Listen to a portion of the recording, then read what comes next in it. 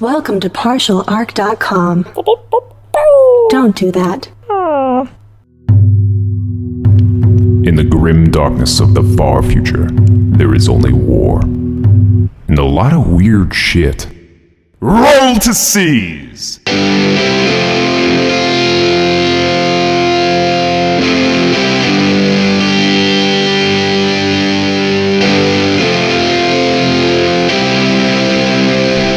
Welcome to Roll to Seize. This is episode 24. I'm your host, Jay Jones, and I'm joined by my co-host and Warhammer enthusiast, Andrew Dickinger. Hello. Hello, Andrew. Are you ecstatic at the new news? Ecstatic may be the wrong word. Worried. Worried? I'm worried. Wait, no, why? Why are you worried? Because things could go not the right way, I guess? Yeah, I guess you're right. Guys, we're pretty excited because, well, we got a job. We did get a job. Yeah, I mean, it's going to pay well. It's going to cover our rent here at the Brown Library. They say it's dangerous. Yeah, I mean, I'm assuming so. But we'll talk a little bit about when you guys will be hearing about that at the end of the episode, so stick with us all the way through the end. We'll come back to it. But in Warhammer news, we have 2 new codexes on the horizon. It was leaked pretty recently on Bowls, on Bell of Lost Souls, that from a apparently very reputable source, someone who has an impeccable record. That's Some secret agent in the bowels of Games Workshop. Yeah, apparently works in the basement, I think. Sneaky Greg, But- can you take these files down to storage? Yeah. But apparently, because of the popularity of Deathwatch Overkill, the board game they released, that both Deathwatch and Genestealer Cult are getting their own books. I love how they doubled down. They're like, well, we're not entirely sure why people like this game, so we're just gonna make armies of both of them. Well, the thing that's weird that they hinted in this rumor, because Still a rumor, we have to disclaim. layers of salt,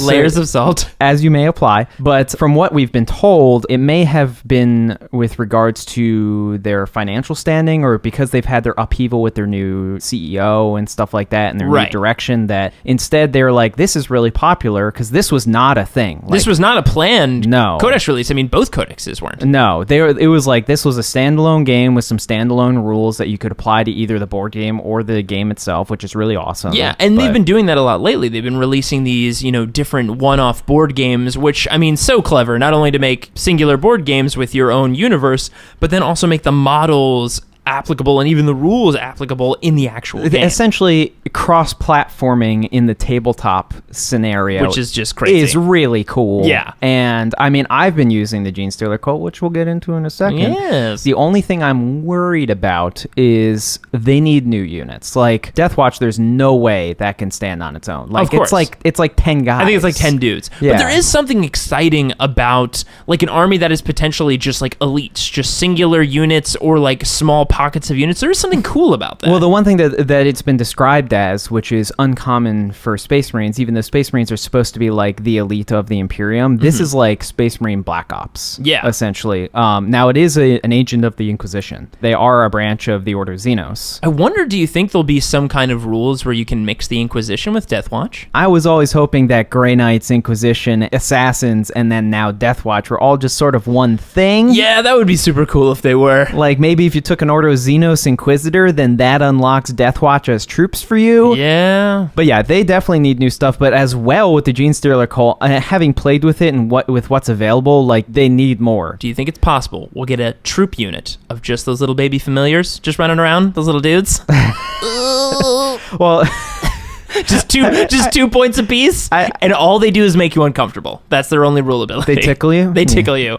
Roll on a 6+, you tickle, and then they have to take a pinning check. Actually, one thing I just thought of on the fly here that they could do that would actually be like a cool lead into the full NID book is they could have the full rewritten rules for Genestealers in the book and have that as part of the book. Oh yeah, I'm really looking forward to see what they do with not only the Genestealers but also Deathwatch. I think there's a lot of really cool stuff you can mine out of both. Yeah, I mean, I'm not a huge Marine fan just of what they've done to them in general. I like classic Marines more than what they've done with the new Marines, but Deathwatch definitely has my interest. And it feels very like classic Marine. While, before we used to joke, oh man, Marines, you always see them in hordes, right? right? Which is what you see now. You just see in battle companies of Marines, where Deathwatch is kind of taking it back to that idea of these elite singular units, which I think is badass. Well, as like a huge NID fan, like I keep coming back to the same story of the Battle of McCraig with the first NID invasion and the Ultramarines' first company, basically like back to back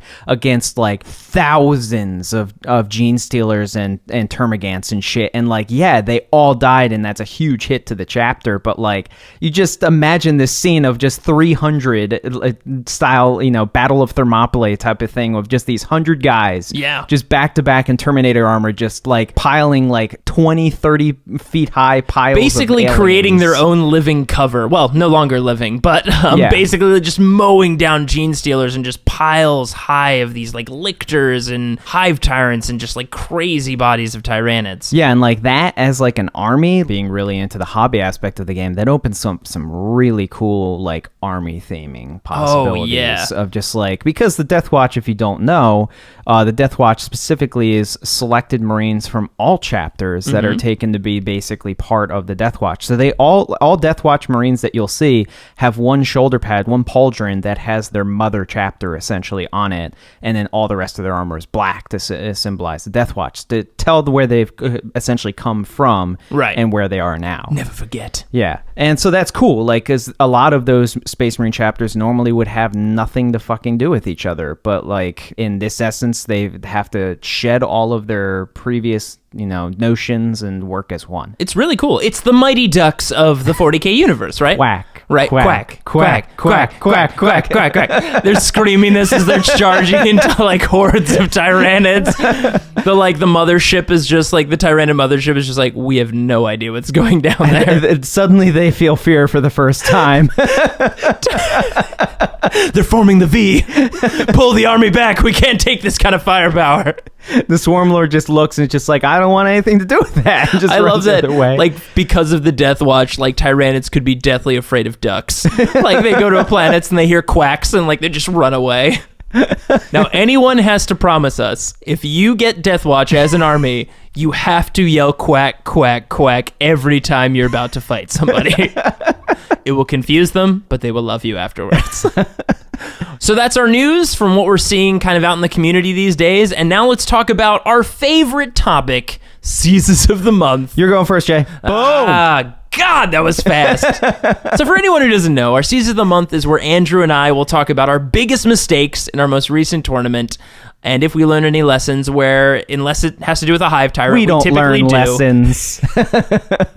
So I'm going first, unfortunately. So in this past tournament from this previous month, I was trying out a new army formation. Yes. I'm still running Eldar, and I'm still running Striking Scorpions. That's right. They're really good for a lot of different reasons. Yeah, and they're great for a null deploy army, which kind of leads into my new list. Yes. It is a full null deploy army. It is. So from top to bottom, it's a codexes assassin, because you need it these days, because powers be crazy. Yeah. So codexes assassin, 3 units of striking scorpions that act as my pale court, yes, with an autarch leading the pale court, which basically gives me access to reserves manipulation. And also the pale court lets me take 2 units of aspect hosts, because that's what Eldar players take these days.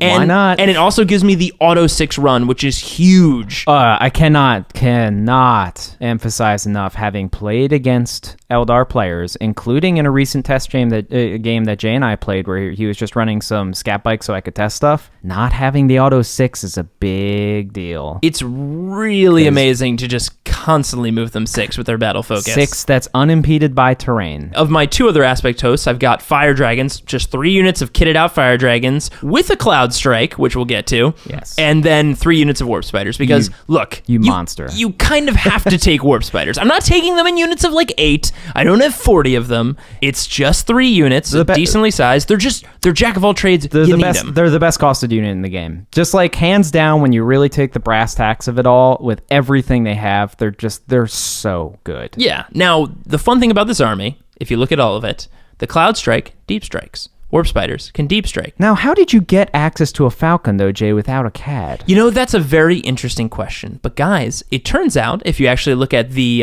Eldar, I believe it's the Warhost, essentially. Yes. If you look at the Warhost, there's actually an entry for one entry of one unit of, I believe it's Fire Prisms, Shadow Weavers, and, turns out, Falcons. Yeah. And you can have one unit of Falcons, which is 3 Falcons, and they make a Cloud Strike. So that's how you get it without a CAD, which I didn't know for a very long time. The Cloud Strike is something that you and I have always loved. Yeah. But it was hard to figure out because you always thought you had to take a I always CAD. thought I needed a CAD. Turns out, I'm stupid. Turns out. So anyways, I've got the Striking Scorpions Infiltrate and the Codexes Assassin Infiltrate. So guess what? In all of my games, I got to do this fun thing where it was like, okay, it's your turn to deploy. And I would go, okay, I'm done. And they would say, you're not placing anything? I'm like, no. So it's amazing to just have a completely null deploy, whether I'm going first or second. I'm always counter deploying no matter what. Now, I know this all sounds very positive. Yes. But this is our season of the month, so I will have to tell you the downside. So I really like this army, but again, at the end of the day, a good army doth not make a good general. So in my second game, I had a option to go first or go second. I won the roll-off, and instead I was looking at his side of the board, and he had quite a menagerie of things on his end. He had a Riptide Wing, combined with a Eldar Cad with a Wraith Knight. Also on top of that, he had Wolfen. Yes. So it was Wolfen, Wraith Knight, Riptide Wing. The grand trio. The grand trinity of... Really? That's basically what that is. So I was like, you know what? Let's do this. This is a great acid test. And I won the roll-off. Now, I could go first. I could go second. I saw what he had on the board, and I was like, you know what? I'll go first. I'm going to get in there fast. I'm going to take out his Riptides quick. I'm going to basically hit him really hard as fast as I can before he can get his other units in there. Big mistake. Wait, you're saying going first with a Beta Strike army is a mistake? Maybe. Turns out was a mistake. Because this game was also Purge. It was Purge the Alien. But because I went first, I'm dropping in and I'm going after his bigger targets, which means I'm not clearing off his little Eldar guys to get me more on Purge the Alien. It also lets him counter-deploy his Wolfen, which, guys, I don't know if you've heard, Wolfen destroy things. They are the bee's knees. They are really good. And if you give them a chance to get strategic positioning on you, all they got to do is weather one turn of shooting coming out of those drop pods, and then they charge in and brutally murder whatever they're after. Yeah, and I mean, Wolfen's their only real weakness, because they're all multi-wound, they all have feel no pain. A lot of them have 3+ invul shields. The only real weakness they have is strength 8 shooting. That's AP 4 or less. And here's the thing, these days in the meta, you don't see a lot of strength 8 shooting unless you're fighting a bunch of fire dragons in a cloud strike, but even then, they've still got 3+ invuls. Because I went first and he got to go second, he got to drop that second unit of Wolfen to counter deploy to my army, and then all he needed to do was run out the turns, chase my guys down, and kill him, which he did. Now, if I had let him go first, he would have deployed both drop pods full of his 2 Wolfen units, and I could have counter deployed my entire army against him. Well, because it turns out, when you're playing against a Riptide Wing, and that I know how strong it is. Yep. You don't have to tell me how strong it is. I know how strong it is, but the bottom line is if they don't have support, they're only BS3. And here's the thing. It's a Riptide Wing with no other marker lights, so he's not bumping up his BS. He's also not ignoring cover. So again, my Striking Scorpions that are stealth and shrouded before they fire again into combat, they're 2+ saves on any cover. Yeah, I mean, the smart missile system's a couple shots here and there, but that's the other thing is that most people run the Riptide Wing with burst cannons, which means their max range is 36. So, like, with an army like yours, which basically chooses where it wants to go, you could just be like, oh, they're there, I'm over here. Yeah. And then they're out of the game for 2 turns. So, really big mistake on my part. I should have gone second. I also should have targeted his weak and soft tons of little Eldar units and bikes and things like that. You mean gone for the primary objective? Yeah, probably gone for the primary objective, but have been also part of my C's. Just be smarter. It's maybe my C's for this month. So, Andrew, now the target's on you. It usually is. Yep. What is your C's of the month? All right. So I was going back to NIDS just because, like, I've been a fan of the Genestealer Cult for basically since it came out. The models are gorgeous. They're beautiful models. And as we've talked about before, like, modeling hobby aspect, just coming up with crazy ideas. I don't know if that's like the subject of a podcast or something, but that sounds strange. I don't think that podcast would work. But I like to come up with that stuff all the time. And the Genestealer Cult was like a super fluffy army idea in general. Something I never thought would exist in the game. Because this is like harkening back to even the time of like Harlequins, where like you never thought Harlequins was going to be a real thing again. Never thought it was also going to be an army. Yeah. Let alone like an actual unit in an army. I never thought it was going to be its own codex. No. So like Genestealer Cult becoming a thing, I was like, oh, this is great. They have great fluff. And they actually pretty good units. The rules that they wrote for them are pretty good. Now they do have some major weaknesses, like, and we'll get into that in a second. But this was essentially like the bandage I needed to, patch myself up a little bit about the way I feel about my NIDs, because I have a very strong love-hate relationship with NIDs right now. Is it due to one giant creature named a Hive Tyrant? We don't talk about. Do we talk about Hive Tyrants? There's a few things that have been banned from this podcast, and one of them is goddamn Hive Tyrants. Now, when you have a problem with a unit that may or may not be called Hive Tyrants, yes, may or may not. And the current codex, the only real usable unit is what again? Possibly a Hive Tyrant. Ah, gotcha. Gonna have some strong feelings about that book. Probably. When it's referred to as Codex Hive Tyrant. Codex Flyrant. But anyways, getting back on track. So I was using a new list that was using the full Genestealer Cult formation, which is really fucking awesome. Oh, yeah. The entire army gets, it's expensive. It's 600 points, but the entire army gets Infiltrate. The entire army gets stealth, or shrouded, the first turn, and then stealth for the rest of the game on. And the entire army gets fearless as long as Gozer... Gozer? Wait, where? He's a real thing, Jay. Are you telling me the chaos god of architecture has taken physical form? His effigy has. Oh, he has? Yes. Oh, that's right. I heard that this strangely named Genestealer Lord is so still and so beautiful that he almost resembles architecture. You would maybe call him statuesque. We went too far. We're pulling it back. But yeah, Gosar is the like super. He's essentially a broodlord, but he's like a super broodlord. Super broodlord. As long as he's alive, the entire army has fearless. Which I mean, like anything that's fearless in like 16 models is hilarious. Yeah. But the formation actually gets you a lot of really useful things. Well, first of all, they can infiltrate, and they can all charge the first turn after they infiltrate, which is so funny. And we've talked about this on the podcast before, that we never thought that would be a thing, and it is. And now it is. But it is still really cool to think about. It's very strong. It does largely depend on cover. Discovered that very quickly, is if you don't have a lot of line of sight blocking cover, it makes it difficult. I mean, Gozer and his two little like shebangs, his little companions. Yeah, that's what they're called. Shebangs. Yeah. They can infiltrate within 1 inch in an assault, which that's is pretty nice. hilarious. And guess what? Per the new FAQs, the FAQ is still in draft, Servo but skulls can't stop them from doing Servo skulls that. can't stop it, which we were like, oh man, so many servo skulls. But guess what? I guess it doesn't matter. Which, I mean, because shebangs don't care about servo skulls. They give no shits about servo skulls. See, while they were all in school learning about, acid guns, they were outside being like, yo man, what you really need to worry about? These goddamn servo skulls, man. We'll tell you how to get past it. We'll tell you, buddy. But yeah, so like the formation's got a lot of tools, but the general consensus that I'll say about it is that it has units that are good at things, not great at things. Meaning like they have really good assault against something that's also really good at good assault. They're usually not going to fare well. Would you say something like demons? Where this comes in with my C's, I had a general mix where I had the Genestealer Cult, and then I had a Tyrannid Detachment that had some Flyrants, may or may not, and just a bunch of Flyrants. Just a bunch of Flyrants. You sure your C's shouldn't have been, I shouldn't have taken so many goddamn Flyrants? No, that's not the C's, Jay.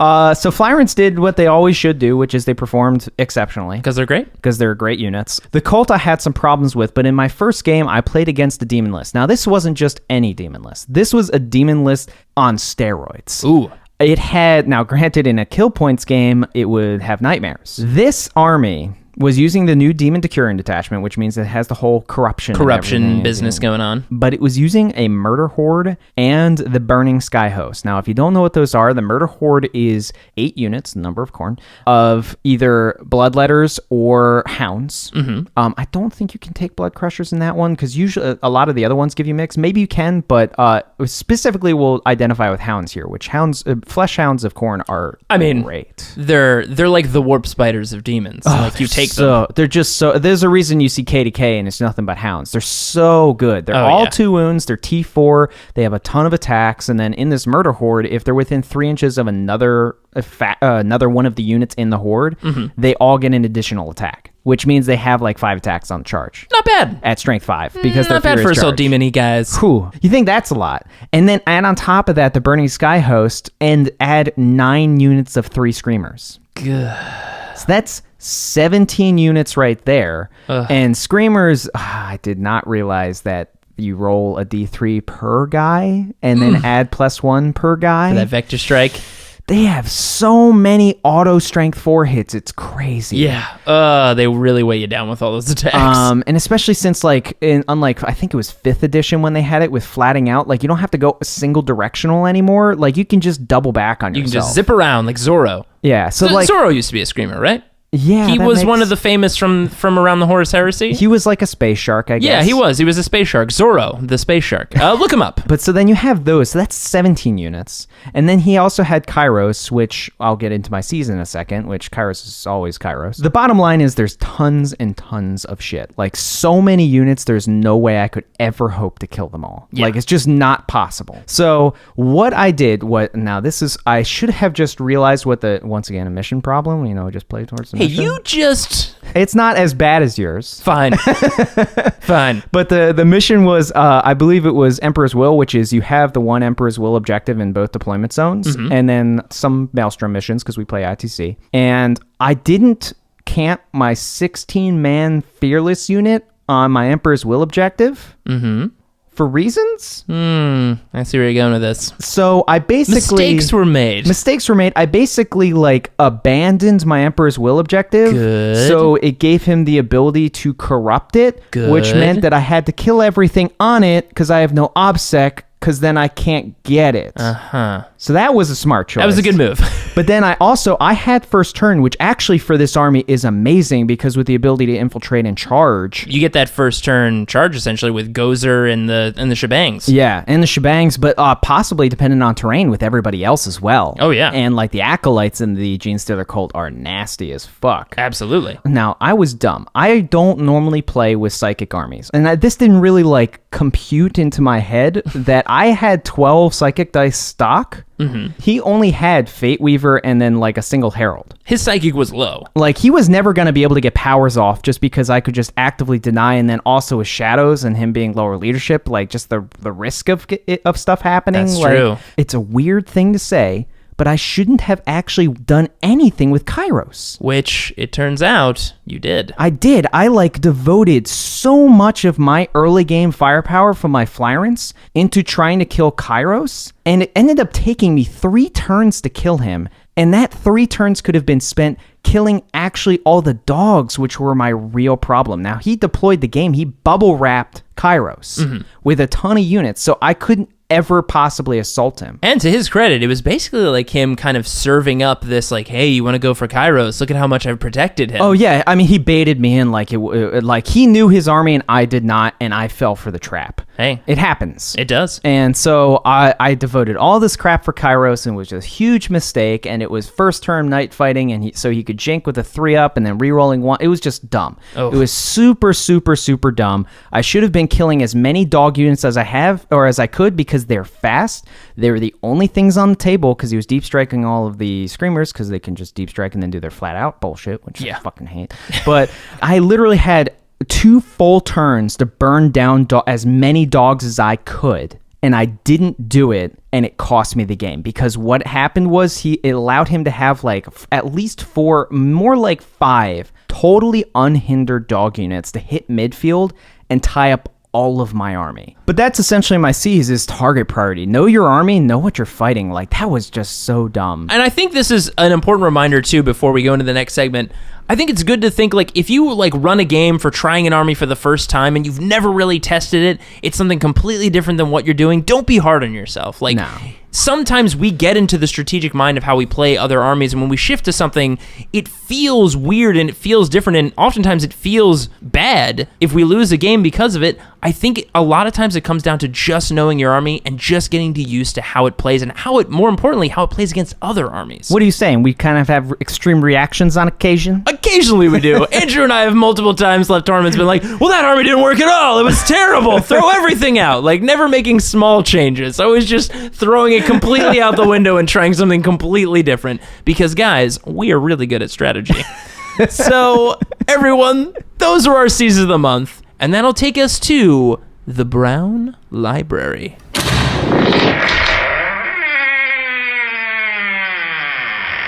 I'm gonna miss this old girl for a little while. It's gonna be tough leaving these halls for a little bit to go on this what'd you call it, an excursion, adventure? I mean, I would call it more a suicide mission. Yeah, but... probably. I mean, we'll be back, of course. But man, it's gonna be crazy. We haven't left here in like a really long time. I'm actually. How did we get here? I don't actually remember how we got here. There used to be a caretaker in this library who's been gone for a while. Did we not just imagine that guy? Maybe. Man, there's a lot of weird things of how we got here. We'll figure that out eventually. Before we go off to battle, let's do what we do. So, guys, here in our Brown Library segment, we take a look at a fluffy or underrated unit and try to give it its due. So, people go on the dakadaka.com forums and vote. So, what is our faction for this episode? So, the votes came in. We mentioned last episode, we're doing something new where essentially in alternating months, we'll have 1 month where it's a themed based army. Yep. And 1 month where it's more a unit based army. This one actually kind of falls in the middle. We're doing orcs yet again. Orcs! The Greenskins. Yes, they've made a comeback. People want to see some orc stuff, probably because people don't see any orc stuff. Probably not.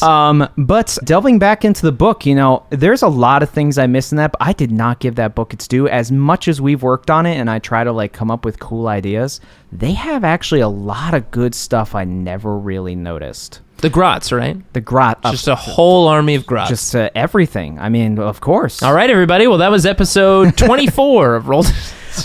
So the thing that we're going to focus on today is more of actually one of their tribes. So orcs have a bunch of unique tribes that have all of their own unique focuses. Well, I'll mention a few before the one that we're going to focus on. Like you have the largest one, the oldest one, which is the Goths, which is... The Goths? That's Gazkol's tribe. Oh, cool. And they focus mainly on getting stuck in combat, having tons of boys. Like boys is a Goth thing. They're boys. Yes. Yeah, right? Yeah. That's on loudspeakers, just on repeat. I didn't know those guys were such big orc fans. I had no idea this whole time. Of course.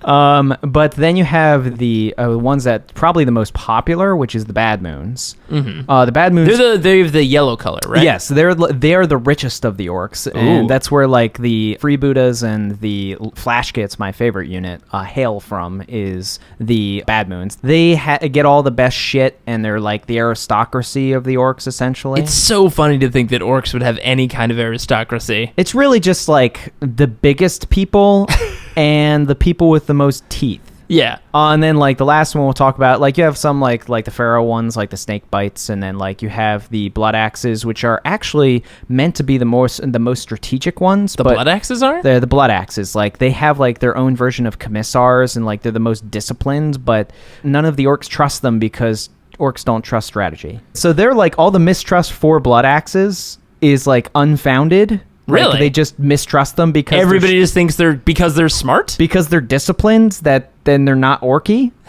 I mean, I can see from that culture of them being they don't break stuff and smash people all the time. They're weird. Weird. They're disciplined and they think about things. But the orc faction that is mistrusted for all the right reasons. Oh, good. Which we're focusing on today. Awesome. Is the Death Skulls. Ooh, the Death Skulls. Now, they're notorious for having blue as their main color because they believe blue brings them luck. That the... wow, the opposite... Of red. Yes. What a bunch of crazy bastards. So blue brings them luck. They think blue brings the favor of Gork and Mork, their gods. Wow. And Lootas are notorious because they could be called the scientists of orcs.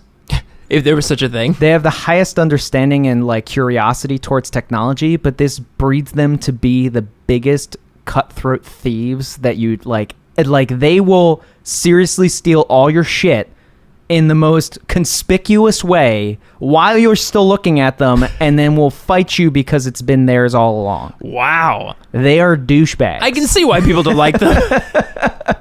Now, one thing that's unique, because they have all this kit and this gear and stuff, they have the most tech, essentially, because they actually are un-orky in the sense that they'll hurry up the killing Interesting. to get to the gear. Like, they can't wait to So start they care looting. less about the battle and more about the pillages of war, essentially. Exactly. They are all about the Whoa. spoils of war. That is very unorc-like. So they are also notorious because if you've ever heard of the unit that we're going to focus on today, which is Lootas, Lootas? being trademarked to their name, which is looting. Yep. Lootas Now, are they pirates? They're not pirates. Oh. The pirates are specifically freebooters or flash kits. Gotcha. They're the closest things to pirates that orcs have of like actual like legit pirates. Now, freebooters are literal pirates. Like, they are just pirates. They're actually... They are actually just space pirates. They're just space pirates. Like, flash kits are like super rich pirates. They look like pirates, but they're more like refined. But like Games Workshop was just like, you know what? These guys are just pirates. I don't know why we're working on different designs. Put them on a boat, give them pirate hats. They're pirates. They're pirates. But Lootas, no. They're more, like I said, they're more like scientists. They're pillagers, yes, and they can't wait to pillage. But it's from this insatiable drive for technology. Like, they just have to have things. They covet more than anyone. They're early adopters. They're getting that new iPhone 7 when it drops. I mean, they're stealing. They're stealing the new iPhone 7. and then claiming it was their idea the whole time. We made this. But yeah, so like obviously the most Lootas in orcs hail from Death Skulls, and even Lootas from other factions are like they will trust each other. I just did air quotes. Yep. In that they'll welcome Lootas from other factions because they all understand the same thing, which is let's steal as much shit as we can. Of course. But so focusing on this idea, the idea that came up with was, okay, we're going to do Lootas. Lootas honestly were a weird thing because they sort of were the most popular support unit that orcs had for like 2 or 3 editions. Yeah. And then all of a sudden they just vanished. Like, people just stopped using them. And there's a couple reasons. Was it because I they're think off why. stealing shit? Probably because they're off stealing shit. Fair enough. But I think the main reason is one simple change that they got. It may have been their codex reorganization because they went from an elite choice to a heavy choice, and the heavy choice is choked with things. Right. But I think the major thing is actually mob rule. I think the new mob rule, which is not a great idea. Sorry, GW. It's cool in theory. GW, we really like a lot of your stuff, but that mob rule, not so cool. It's cool in theory, but killing your own units from morale checks turns out not so fun. Yeah, probably not. So that's like, I think a thing that really hurt them was that because of the introduction of mob rule, like they were used to be in the money because if they had 10 or more guys, they were fearless. Which and is that's awesome. Great for a unit that has 48-inch range with a 1 to 3 shot strength 70 before gun. Like, awesome. Sit them in the back, fearless. Don't need to care about them until they're Just down to 9 blowing guys. dudes away from far away. Whereas now, like, you just make them take a morale check once, and you could end up losing like half the unit. And which is since just they're like, support, they might just easily be at the backfield and run off the board. yeah, it's just like it's not a good scenario. So I was like, shit, like that's tough. Like, how do we get around that? Well, these Lootas aren't your usual Lootas. What? They've seen the Riptide Storm Surge stuff, Oh, and they decided they got to have one of those of their own. they got inside the Storm Surge workshop and they were like, we got to have some of these. So the entire army is basically taking from the mantra of the Riptide Surge army that people have been running and doing their own thing with it. They're like, we're Interesting. we're gonna do it better. Wow. Well, I'm very interested to hear this. Okay, so the centerpiece to make the you obviously have to have 3 units of Lootas. Of course. I mean, just because you fill out what you have, 2 units of maxed out Lootas, so they have 15 Lootas, 15 Lootas, just to get that as many shots as they can and give them as much firepower as they can. But how do you support them so they stick around and don't have to worry about that pesky mob rule? Yeah. Well, the answer is actually really, really simple with a really awesome unit, and that is Mech Boss Buzzgob's super cheap Mech Boy Stompa. Wait, the Mech Boys Stompa can actually solve this fearless problem? Now, here is why. First, you can stick 1 unit inside of it, and 10 guys can shoot out. That's awesome. Why this helps is because Lootas also have the ability to exchange up to 3 of their people to Mech Boys for free. That's interesting. 3 of them become Mech Boys. Now, normally you'd be like, why the hell would you want to do that? Because you're losing their shots. Yeah, which is the whole point of Lootas. But because only 10 guys can fire out of the Stompa, you stick 10 of them that are normal Lootas inside the Stompa, and then 3 that are Mech Boys, and those Mech Boys can be repairing the Stompa every turn. Interesting. So then you take the Stompa, and you want this thing to be a gunboat platform, because that's like the majority of what the army is. It's Tau themed, so they want to blow the enemy off the board. We make better Storm Surge. And the Mech Boy Stompa it's really strong to begin with. It's a lot stronger than people give it credit. And Andrew, just to clarify, can you explain how you get a Mech Boy Stompa? Okay, so normally a Mech Boy Stompa is a forge-rolled unit that you pay, like, I believe the core cost is at 830 points. It's a lot. Which is way overcosted, and that's, the normal Super Heavy now, most of the forge-rolled Super Heavies are overcosted, hence Nid Super Heavies. But, this is an argument for a different day. The Mech Boy Stompa, though, they had, like, their own unique army that had, like, grot tanks and stuff like that, but there is this boss called Mech Boy Buzzgob, and he had the ability for only 300 points. It's 100 points normally, so only 300 points you could exchange him for a Mech Boy Stompa. Which is pretty awesome. 430 points cheaper than it normally is. Fuck yeah, I'll take that. Yes, absolutely. A 12 whole point super heavy with 13, 12 armor and strength 10 and 5 attacks and 6 on the charge and all this crazy shit. Pretty nice. Yeah, I'll take that. So what this thing comes stock with is a claw, like their D-claw. Which is amazing, because you can, like, throw vehicles and just kill them. No, that's something else. Oh, okay. So they have a melee D-claw. Then they have a thing called a lift-a-droppa, which is hilarious. And the best name ever. Lift-a-droppa. Lift-a-droppa. And that's the thing that Jay was just mentioning, which essentially, you still have to roll a 5+, because their ballistic skill is still 2. But if you hit,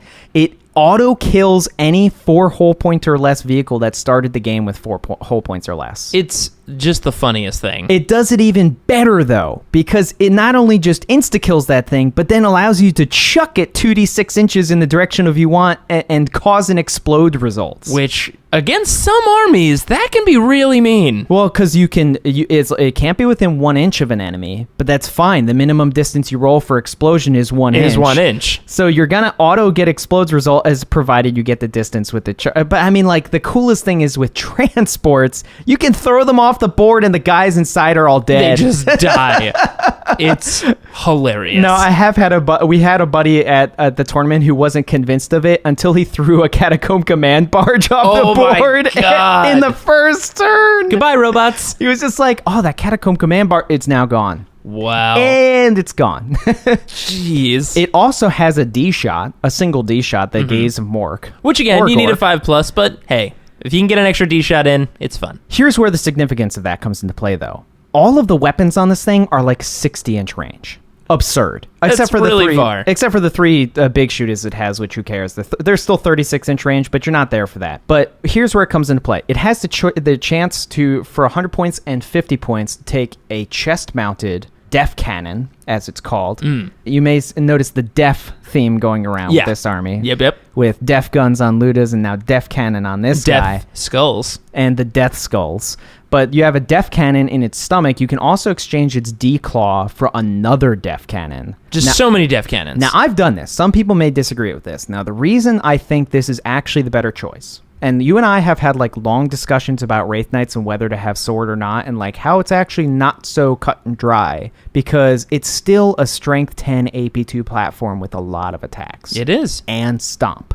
That's still real nasty in close combat. Now, granted, melee D is the nastiest thing in the game. But it does only work really well against specific things, because otherwise you're just overkilling things. Yeah, it's so singularly targeted that, like, yeah, against, like, a single super heavy, it's amazing. But if you're against a unit, as we've tested, of, like, 12 or more fearless guys, it's like, this actually isn't very good. Or even just, like, 12 or more guys. Like, it isn't the best thing ever. No. So I've exchanged it, and the reason is because Def Cannons are just silly. Now, like I said, all of the other guns on this thing are automatically like 60+ range. You're going to hit the whole board. Yeah, there's no way you're not going to. Yeah, you'll hit other boards. A Def Cannon is 72-inch range, so it just adds to that. Because it needed to be fair. But here's the stats. It's a strength 10 AP1. Get it? 10-inch blast. That's amazing. It's an Apocalypse Blast that's strength 10 AP1. Which, look, you have bad ballistic skill, but it doesn't matter when you've got a 10-inch. When you've got a 10-inch blast. Oh, wait, there's 2 of them. Yeah. So 2 strength 10 AP1 10-inch blasts. That's hilarious. That you can literally lob across the whole field and deafen your entire army in the process. That's amazing. So that's like The reason that this is important not only is because it's giving you a firing platform for one of the Luda units that are inside of the thing. Because you have one Luda unit inside with some mech boys fixing it. Yes, and then 2 Luda units outside of it behind an Aegis line. And the reason that this is significant is because all Stompas have a rule called effigy. It's literally an icon of their gods. I mean, it looks like a giant orc. Yeah, it's meant to be designed that way, that they are literally statues to represent Gork and Mork. It's pretty amazing. And so this rule effigy makes it so all orcs within 6 inches have fearless. Oh, shit. So suddenly, you can give an entire army fearless as long as one guy is within 6 inches of the you can pull that old void shield, the classic void shield. Now that's going to change eventually with the new FAQs when those are finalized. But yeah, Stringing them out. There's one guy. There's still fearless. He's touching, I swear. So that completely ignores the mob rule problem. Suddenly that's not a thing. So then what do we fill in for the rest of this core army? Well, we're going to take in something that's also super orky, can be really powerful, but also hilarious. And it's one of my favorite things. It's the Shokk attack gun. Oh, God, I love the Shokk attack gun. Gotta have more def guns in here. This is Def Jam going on right now. This is Def Jam. Welcome to Def Jams. So they have this their own little orc. I think in the core book it's called an Ork Horde Detachment or something like that. But that allows you to take 3 HQs stock. Oh, cool. And you also have to take 3 troops. But what's cool about this is it allows you to take 3 meks with Shokk attack guns. Wow. And then as your troops have 3 units of grots, attach the Shokk attack guns to it and just have 1 grot within 6 inches of the Stompa, and they're all fearless. Wow. So it's just this wall of boys. Dun, dun, dun, dun, dun, dun, dun, dun, just lobbing out. Just lobbing blasts. Minimum range 48. Jeez. Of just shit from across the board. And the way the Shokk attack gun works, this gun is just downright orky. It's so silly. I love it. It's AP2. It's large blast, but its power is 2d6. Yeah. Now, what's great about this is that any double that's rolled, it does different effects. Double 1 is real bad because it just insta-kills the Shokk attack gun. Yeah, they blow themselves up. He gets sucked into the warp. But the reason it's funny because he's attached to grots is the way the weapon is described as working is that it sucks in a grot and then teleports them across the field and they explode. And depending on where they travel through the warp, it does different things. It's amazing. So it can, once again, the strength is 2d6. So it can go from strength 2, can go from strength 3 because you can't roll a 2 because the guy instantly dies. Yep. But it can go from strength 3 to strength 10, and you're like, well, what's an 11 or 12? Well, 11 or 12 is where it gets real silly because especially if you roll a 12, it becomes Vortex. That's amazing. So it has the possibility to become D. Just make black holes swirling around the board. Black holes everywhere, which on the average odds, you will at least get 1 a game with 3 Shokk attack guns. That's true. So it's just like, all this shit getting lobbed around. So it's just so fun. And then to top it off, essentially, I threw in some units of deffkoptas because it's more def, of course. Of course. So you have some It's Def Jams, Andrew. It's Def Jam Vendetta J is the name of this list. Oh my God. Because it's def, they're jamming, and it's a vendetta against the Tau search list. Of course. They're like, we did it better. Honestly, if I saw this downfield and I didn't have a good answer for this, it kind of sucks. Such a weird orc list to be like a Tau strategy orc list. Yeah. To be like not close combat, you don't see bikes, not hordes of boys running at you. It's just a bunch of long-distance orcs. 3 large blasts that's the important thing about the Shokk attack gun as well, is that it's AP2 stock. Wow. It's always AP2. That's awesome. Now, you can roll the hilarious result. Unlike flash kits who have varying AP. Correct. It's great to have just a stock AP2. Stock ignores all armor is fantastic. Oh, yes. But it's also always a large blast unless you roll the hilarious result that teleports the model and his unit into close combat with what he's firing at. That's awesome. That's pretty great. They're just like zoink and they're there. Wait, why are we here? Ah! Which is really funny if it happens. It sucks, but it's just kind of still really silly. I do love that Ork has that flavor of even when things are going bad, it's still pretty funny. Yeah, I mean, you got to have fun with the army. You got to. And Lootas with their def guns, they have variable shots. It's 1 to 3 shots. They roll a D3 for their shots every time they fire. Right. But once you roll that 3-man, you're fucking jamming 45 shots shot, strength 70, Ooh. before you're just like, oh! That's got to feel good. And then, of course, to support it all together, then you still have a Stompa that's lobbing around not only the lift to drop, but not only the D shot, but 2 strength 10 AB1 10-inch blasts. Just so fun. So funny. I love that. That's great. Crazy. And any other chance to name drop Def Jams is just all right by me. Def Jam Vendetta, Jay. It sounds amazing. Wow. All right, guys. Well, that was episode 24 of Roll to Seize. We'll be posting a new episode every month. And announcement, now that we're here at the end of the episode, as of this next month, July, we'll be posting not 1, not 2, not 3, but potentially 4 episodes every month. Yes. Now, not every episode is our standard Roll to Seize. That's still going to be end of the month, last Wednesday of the month, but our first Wednesday and our second Wednesday, Andrew and I will be joining the Inquisition to make some payments on this Brown Library so we can have a place to live, and we will be doing some Dark Heresy. That's right. For the first and second Wednesday of every month, starting next week. It's super fun, guys. It's super fun. We hope it's going to be super fun. We'll see what that first mission looks like, so join us next week and find out how that goes. Because I hear it's pretty punishing. Yeah. Now, that's first Wednesday and second Wednesday, and our last Wednesday is always Roll to Seize. Our third Wednesday of every month, still a mystery. We'll let you in on what that'll be in this coming month. And as always, if you'd like to download more episodes or check out other similar podcasts, head over to partialark.com. That's ARC with a C. You can email us any questions at rolltoseize@gmail.com or chat with us on dakadaka.com and help decide the next Brown Library segment. Search for fluffy/underrated units in the 40K general discussion forums. Of course, you can always follow us on Twitter and Instagram for tournament and model picks at partialark. Thanks for listening, and your fun fact for this month is... Do you think we're going to die next week? Man, I really hope not. I mean, it's the Grimdark. It's totally forgiving. Yeah, totally forgiving, not punishing. I mean, our first mission is probably going to be like a clerical thing. Kittens. Pick up these kittens, pick up these paperworks, bring them back, have some coffee, relax. Water cooler stories. It's going to be water cooler stuff, guys. We have nothing to worry about.